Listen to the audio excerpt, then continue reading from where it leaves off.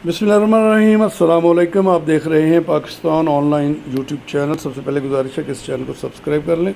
और मैं हूं इब्ने आदम पसरूरी और आपके लिए एक दिलचस्प वीडियो लाए हैं जिसमें मोहतरमा मरियम नवाज़ साहब अपने रहनुमा और कारकुनों को हदायत कर रही हैं कि आपने चाय कैसे पीनी है, किस कप में पीनी है। मुलाज़ा फरमाएं। मेरा जो कॉफ़ी मग था उसके ऊपर बहुत डिस्कशंस हुई, तबसरे हुए, टीवी प्रोग्राम्स भी हुए।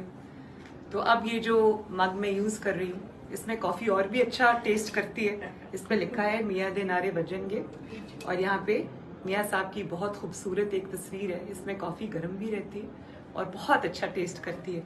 तो ये आप लोग सब PMLN सब ये वाले मग को यूज करें। I promise you the coffee will taste better. इंशाल्लाह।